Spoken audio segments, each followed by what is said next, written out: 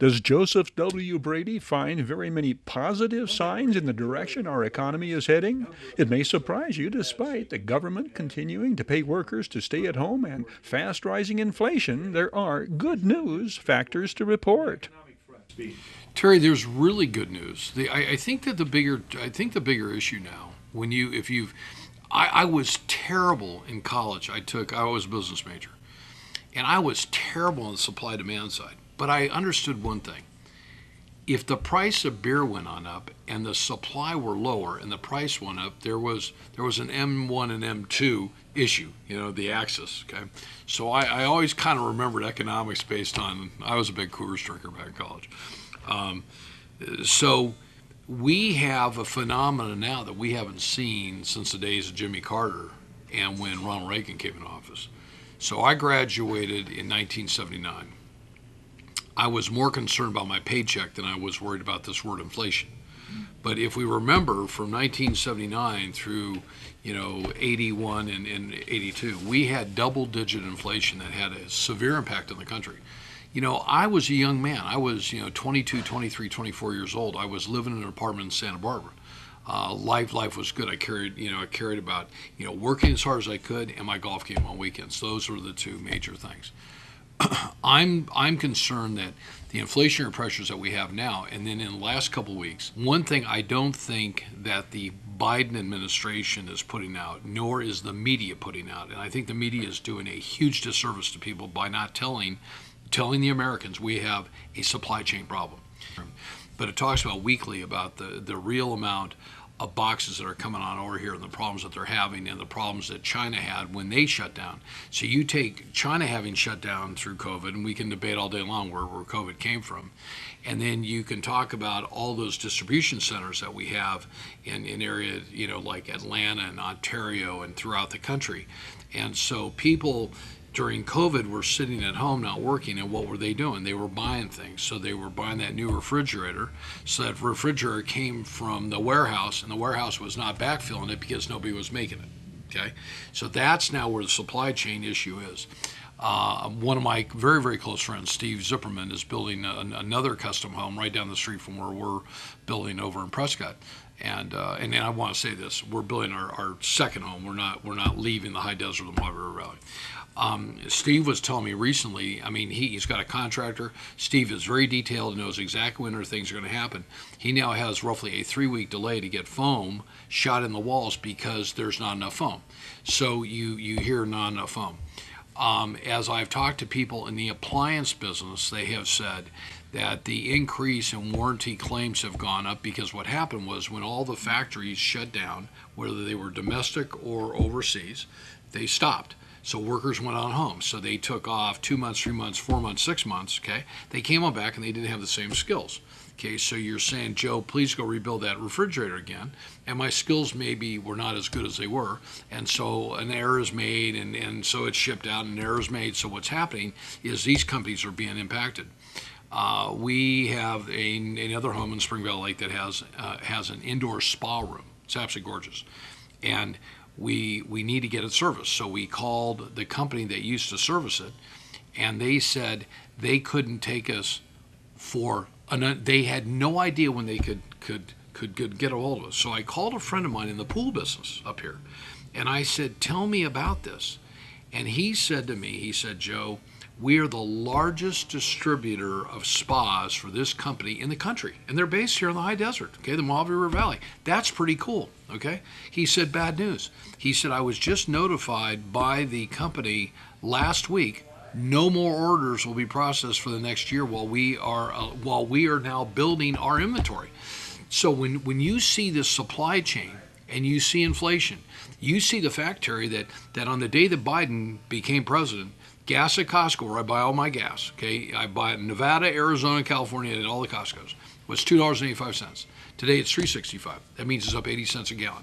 So you take that little 80 cents a gallon, which is to some people may not be a whole lot. I think it's a lot.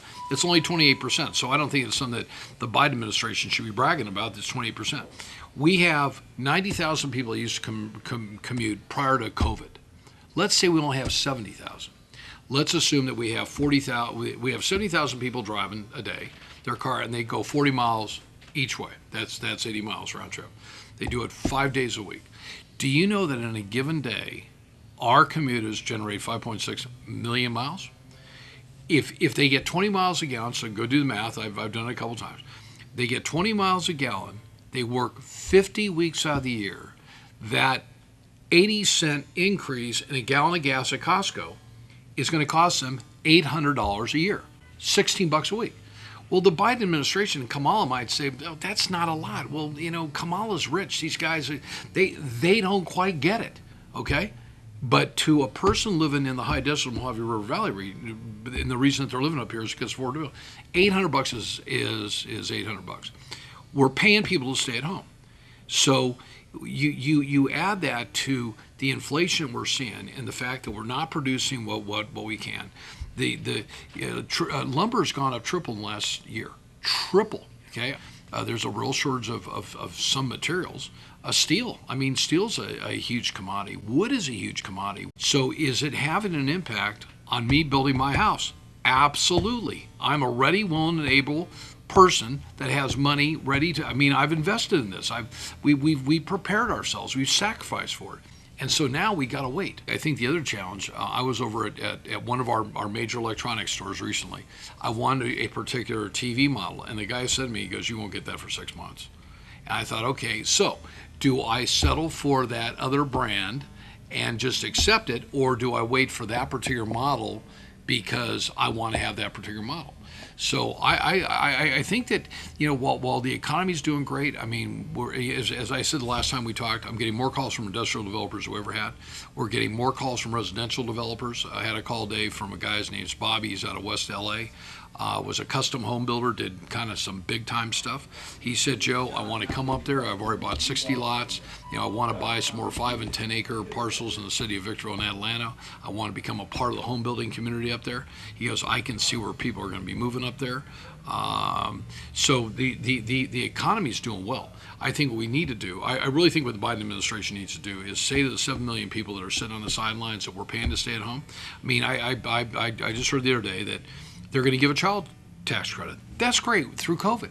But they're talking about making this a 10-year tax credit. And one of the opponents to the legislation said, so now we're going to say to another group of people, stay at home. That doesn't make any sense. I don't know if people realize that China wants to crush us. India wants to crush us. These are competitive economies. Recently I read, and I didn't read it once, I probably read it 4 or 5 times, that President Xi, wanted to absolutely control the internet in 2017. He said to his Chinese leaders, we want to control the internet. Look what just happened to the Colonial Pipeline.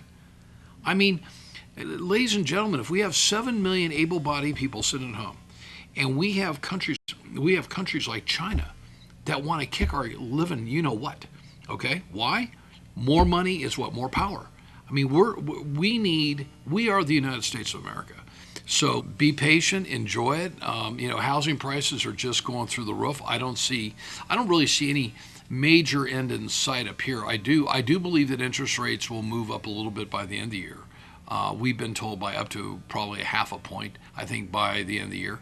That's still not going to stop people from buying. I mean, the economy is great. I think it's going to continue. And I see some great things, but I think the inflation thing is the thing that scares me the most, because it really erodes your dollar, and people they keep passing on that price increase, and then employers say, I need more money, I need another raise. So what does the employer do? The employer gives them another raise, okay, and they raise the price. Okay, it just goes round and round and round.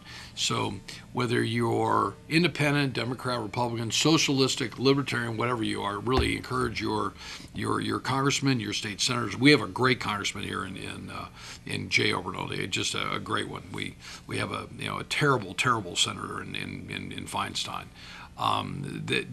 We need to be able to say, we need to get our control over our monetary policy, because if it gets out of control, we're all going to pay a price for it. I mean, it doesn't matter what your political affiliation is, where you go to church, what kind of car you drive, your house. Everybody will pay for this deal. So.